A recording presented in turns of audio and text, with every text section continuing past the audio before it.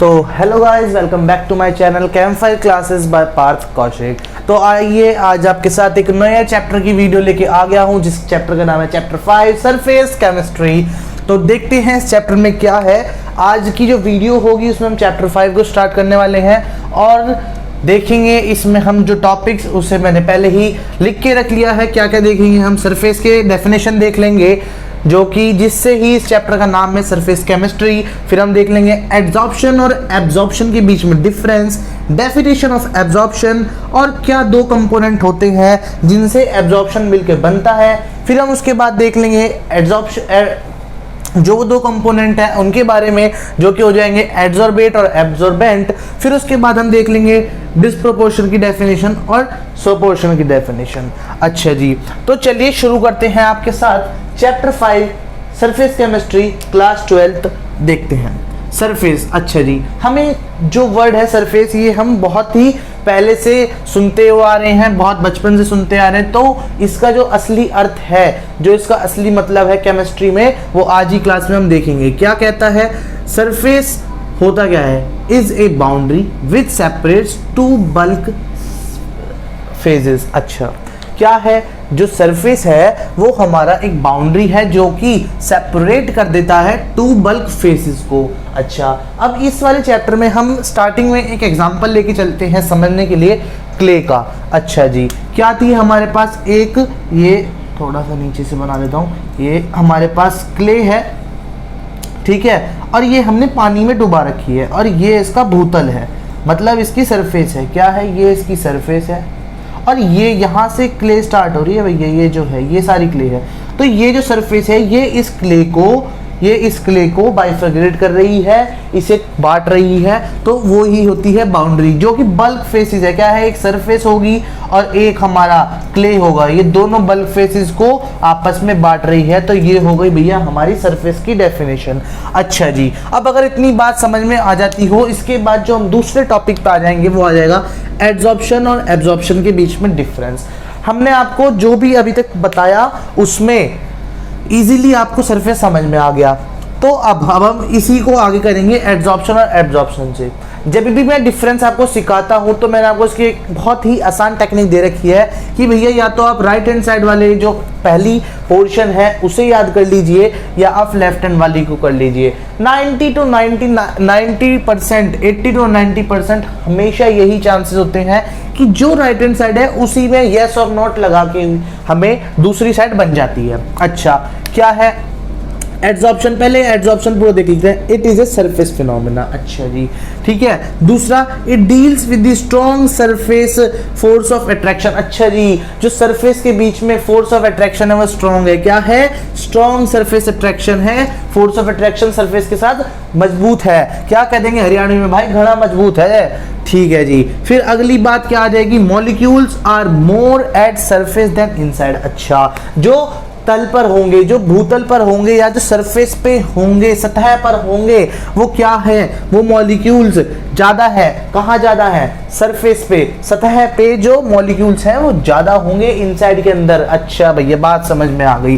क्या आ गई एड्सॉर्प्शन का मतलब, क्लियरली 3 पॉइंट आ गए समझ में। क्या क्या आ गए भैया मुझे बता दो, सरफेस फिनोमेना है। अच्छा जी, दूसरा क्या आ गया आपको, strong surface force of attraction है, फोर्स डील्स करता है strong surface force of attraction. अच्छा जी, तीसरा पॉइंट क्या आ गया, molecules are more at surface than inside. अच्छा, जो सतह पे मॉलिक्यूल्स हैं उनकी संख्या ज्यादा है, किससे भैया, इनसाइड के द्वारा। फिर आ जाता है एब्जॉर्प्शन। एब्जॉर्प्शन में क्या है, it is a bulk phenomena, ये एक बल्क फिनोमेना है। It has uniform force of attraction throughout, ठीक है भैया, और molecules are uniformly distributed inside. अच्छा जी, अब आप लोगों ने अगर इस बात को क्लियरली समझा होगा तो आप लोग आराम से रिलेशन बैठा पा रहे होंगे कि इससे बिल्कुल उल्टा चल रहा है।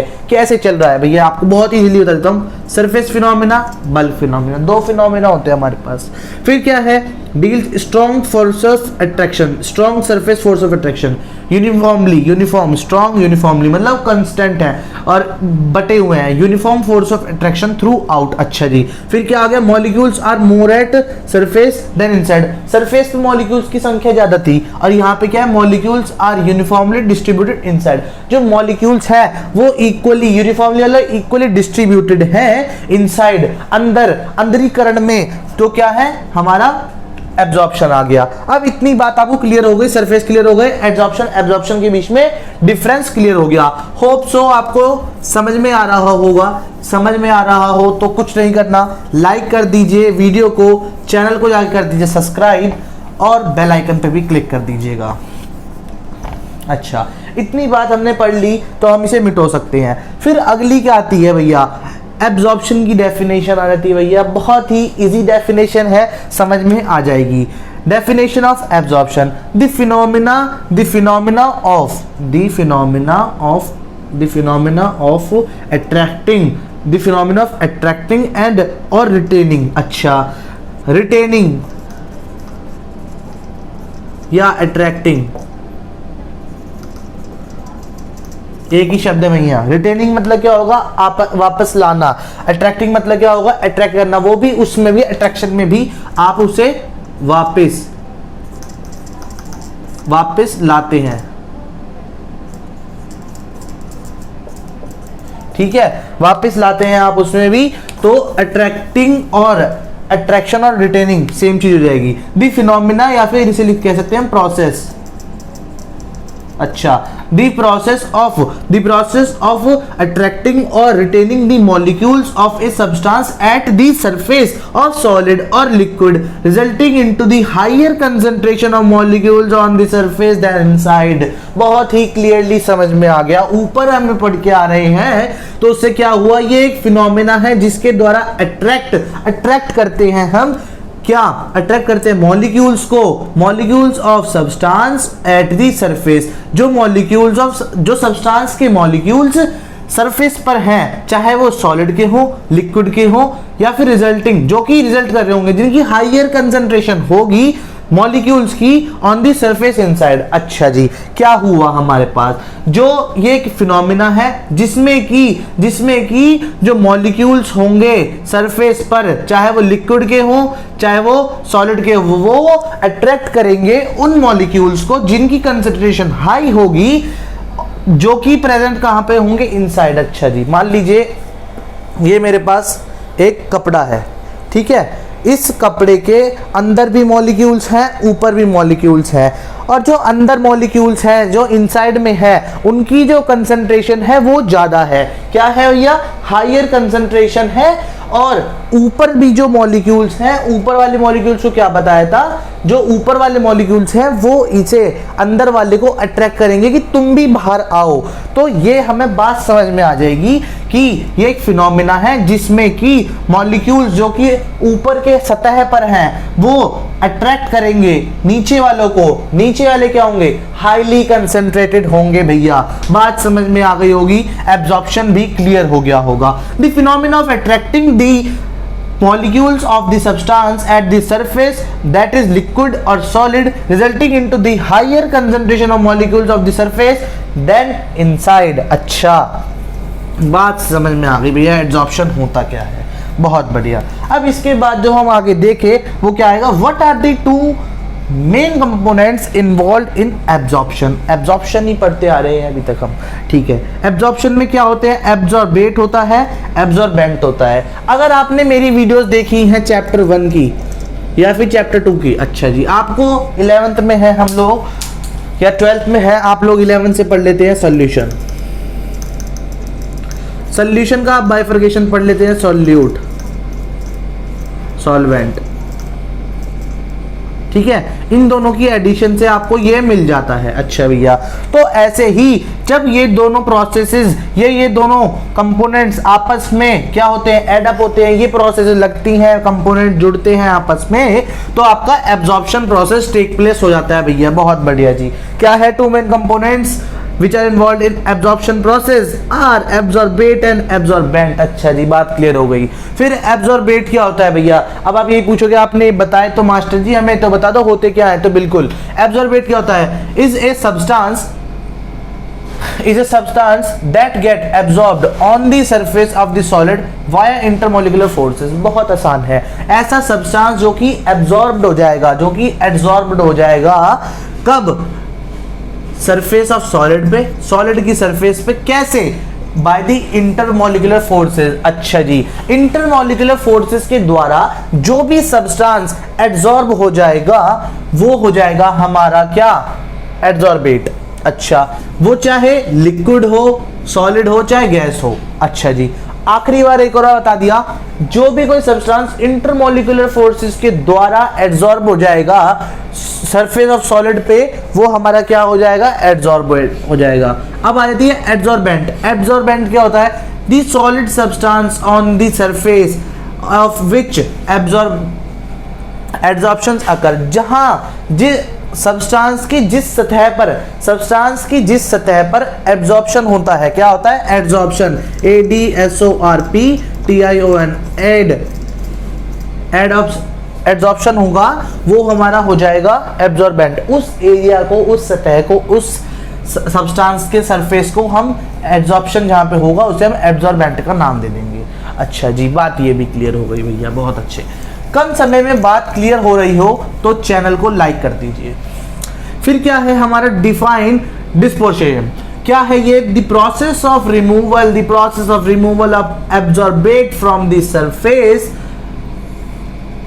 Of adsorbent. अभी हम ऊपर पढ़ के आए ये दोनों, ठीक है, जहां पर इसका मतलब क्या है, जब इस डेफिनेशन का मतलब क्या है, यहीं से लिंक है भैया, जब एब्जॉर्बेट क्या होगा,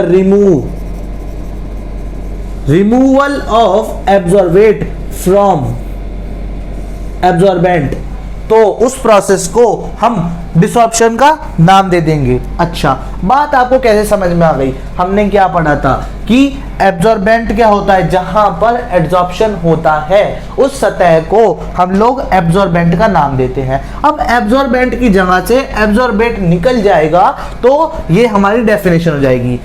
example, removal of H2O from clay on heating. जब हमारे पास जी एक कंटेनर है, इसमें यहाँ तक पानी भरा हुआ है, यहाँ कहीं पे क्ले पड़ी है, ये हो गई आपकी क्ले, ठीक है, ये हो गया आपका वाटर। अब आपने नीचे से दे दी हीट, तो यहाँ से क्या होगा, यहाँ से जो हमारा एब्जॉर्बेट होगा वो निकल जाएगा। एब्जॉर्बेट यहाँ पे क्या होगा, पानी होगा जी, ठीक है, समझ में आ गया हमें। फिर इसके बाद अगर बात आपको समझ में आ गई हो तो हमें इसे भी मिटाना हमारा फर्ज बनता है, क्योंकि ये बात आपको अच्छे से समझ में आ गई होगी। Hope so. नहीं आई है तो आपको कुछ नहीं करना, बस एक बार थोड़ा सा वीडियो को रिवाइंड करना है, पक्की तरीके से बात हो जाएगी क्लियर, क्योंकि आपके टॉपिक्स को कर रहा हूं मैं क्रिस्टल क्लियर। फिर डिफाइन सॉर्प्शन। अच्छा जी, सॉर्प्शन क्या है, whenever adsorption and absorption take place simultaneously that process is known as sorption. ये बहुत इजी है, कुछ भी नहीं है भैया। जब एड्सॉर्प्शन और एब्जॉर्प्शन एक साथ होते हैं, साइमल्टेनियसली होते हैं, तो उसी को हम सॉर्प्शन कह देते हैं। फिर एग्जाम्पल क्या हो जाएगा, cotton and water for variable time period and by the forces. अच्छा जी, जब कॉटन और वाटर को डुबाया जाएगा एक साथ, जिसमें कि एक पर्टिकुलर टाइम पीरियड के लिए, और साथ में हमारा किस लिए, उन पे फोर्सेस भी लगाते हुए, फोर्स क्या सकता है, हीटिंग फोर्स हो सकती है, केमिकल फोर्स हो सकती है, कैसी भी फोर्स उन पे लगाई जाएंगी, तो आपका क्या बन के निकलेगा, सॉर्प्शन आ जाएगा। अच्छा जी, whenever adsorption and absorption take place simultaneously that process is known as sorption. तो इसके साथ इस वीडियो को करेंगे एंड। आपको मैंने इस वीडियो में काफी ज्यादा टॉपिक्स को क्लियर करा है और कराने की कोशिश करी है, जो कि हो जाएंगे सरफेस एरिया, एक बार ओवरव्यू ले लेते हैं। सरफेस की डेफिनेशन, डिफरेंस, फिर हमने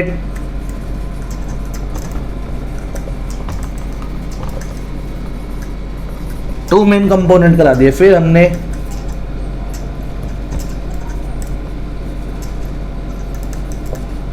सॉर्प्शन करा दिया, फिर हमने